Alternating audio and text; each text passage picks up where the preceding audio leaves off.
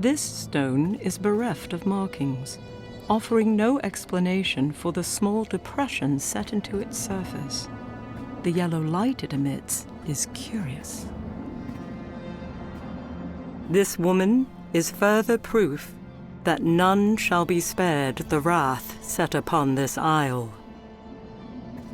Surely a worshipper, this man and his drum have now become naught but a religious ornament. This woman was caught unawares, having been transformed to stone while playing for her god.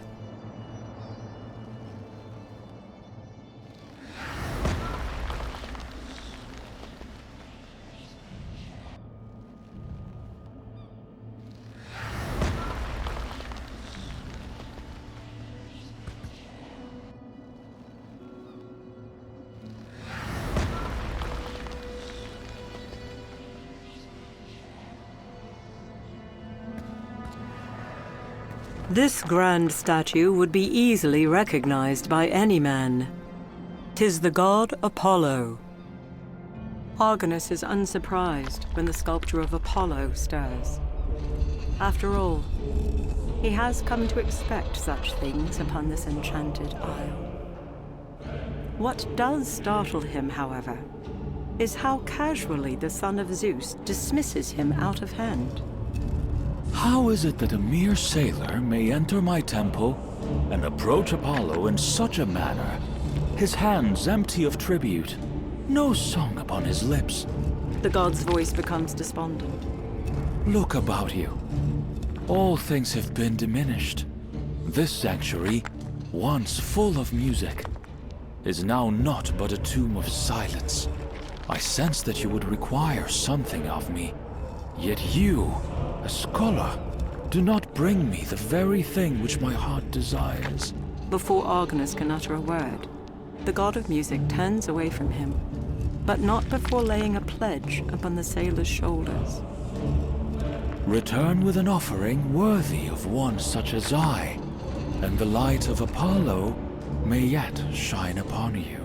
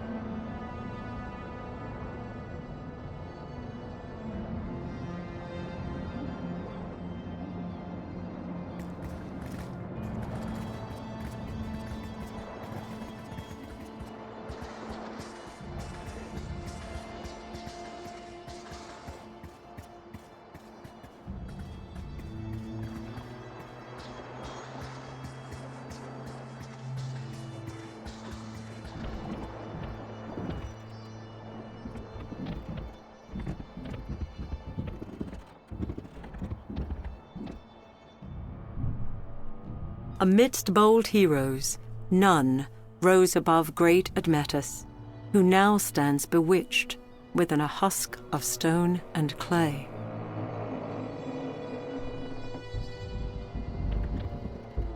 The hull of this ship has been crushed. Whether this was the result of sharp rocks is unclear.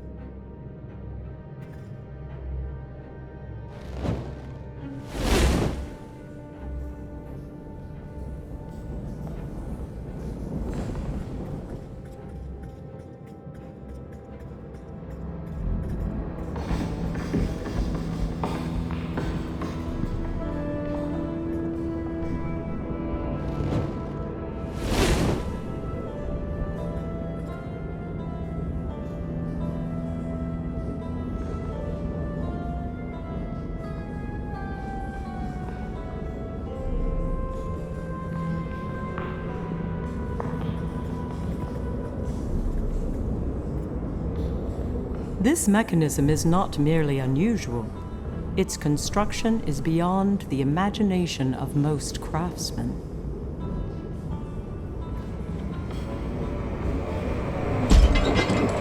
Argonus pulls the handle, but nothing happens.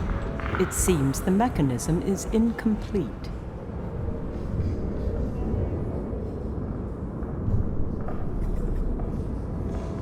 This mechanism is not merely unusual. Its construction is beyond the imagination of most craftsmen.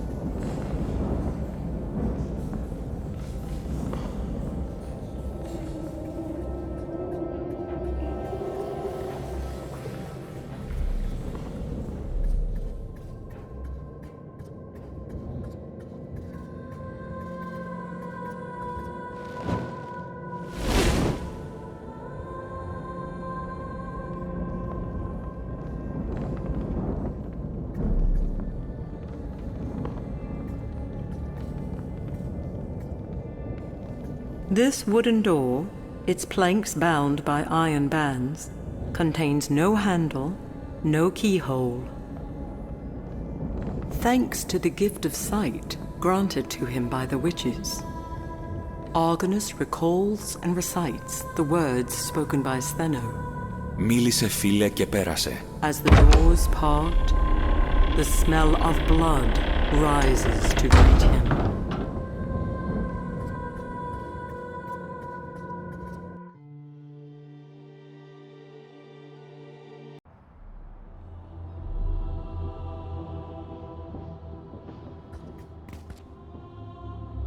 Rattled breathing leads Argonus to a broken form, half hidden against a stone wall within this dark chamber.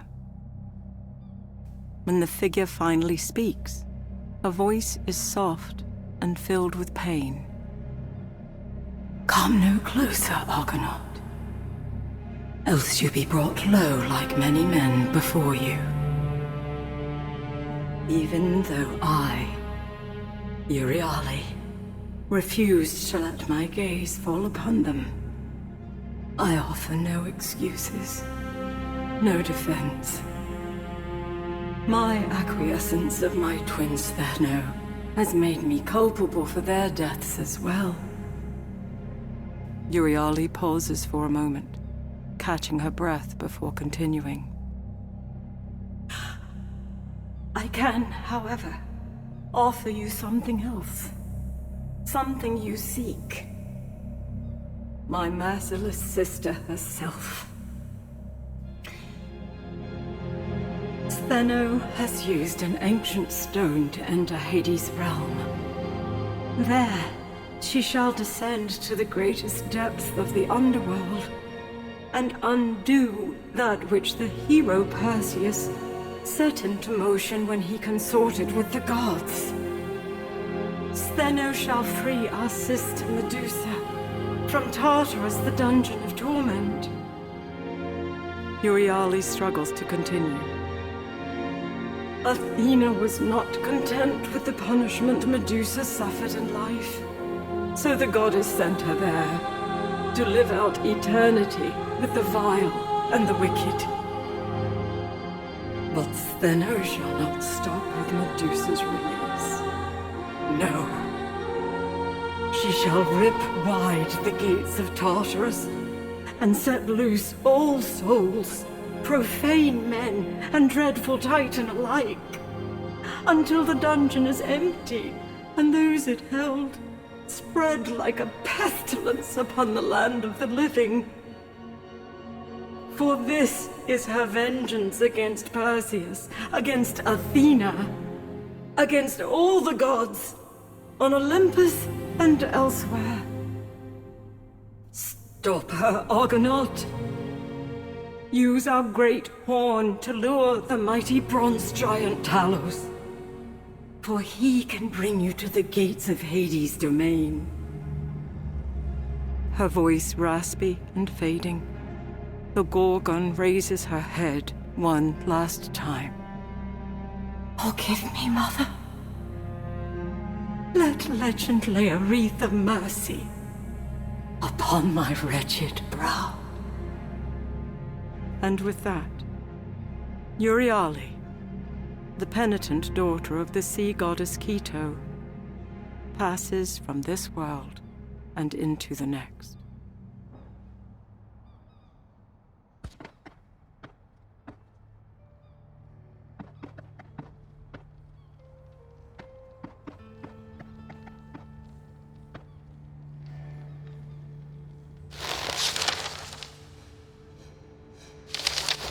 I am a fool, wandering in a desert, muttering words of salvation and revenge through parched lips. Blindly I flailed about, searching for the blight that has overcome so many, and while each piece of the puzzle led me to water, I simply refused to drink. The Lord Poseidon himself revealed the first, when he spoke of the son of Danae and of Zeus. And while I knew this to be Perseus, I failed to recognize Poseidon's anguish was not bound to the death of his servants, but rather his lover, Medusa. Then the twin Gorgons, whom I had seen in a great vision, while protected from the effects of their dreadful gaze by the eye of the Grey Eye. Did repentant Euryale not say that she wished to mourn her sister in peace? It is now obvious that she spoke of dread Medusa, a woman that legend reveals fair Athena once cursed to wear a brow of vipers and turn men to stone. The goddess herself, when first met, readily admitted her hand stirred the waters of spite and vengeance. Now I see clearly that this sailor must do more than prevent the death of his shipmates. I must stop this dread ripple from becoming such a great wave as to pour unhindered from Hades' realm and drown all I hold dear.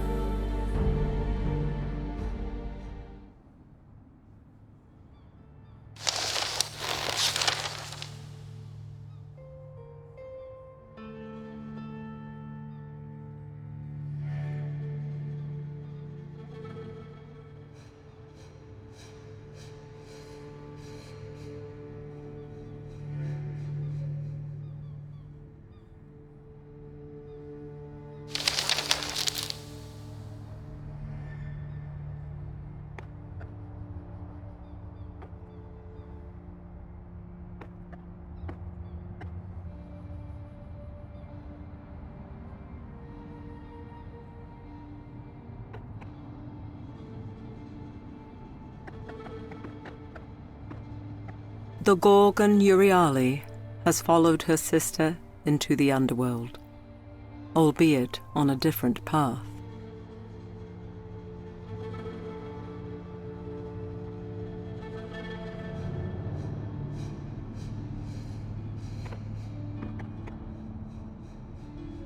Forged in bronze, this large cog is well struck and extremely heavy.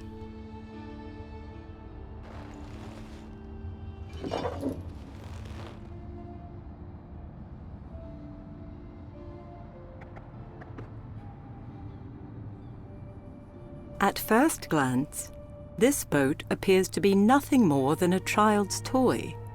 However, upon closer examination, it is quite familiar. 'Tis the faithful Argo. His hand shaking, Argonus moves the model of his father's ship from shallow waters to the beach surrounding it.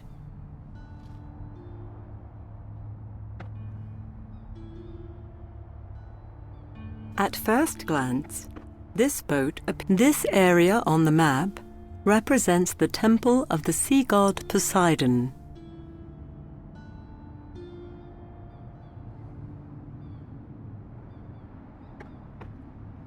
Though some features on this sculpture are difficult to discern, taken in its entirety, it is not. 'Tis a stone map of this very isle. While far larger in life, gracious Hephaestus inhabits a stone statue within a similar temple.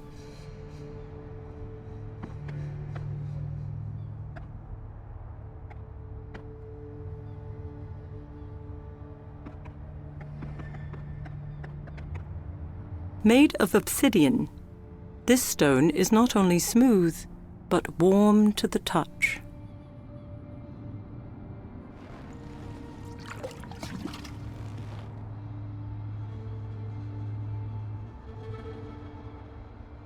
As impossible as it may seem, a dim yellow light beats like a heart within this black stone.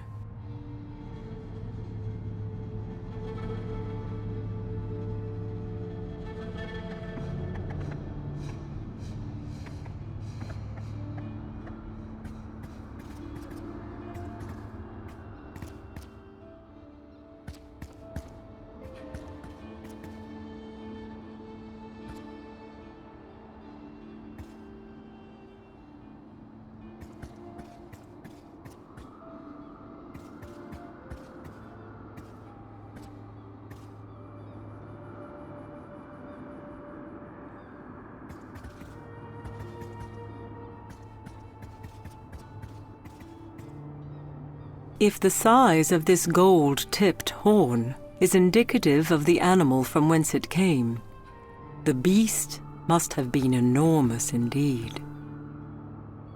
Argonus presses his lips to the horn. While impressive, the deep sound fails to draw out that of which Euryale spoke.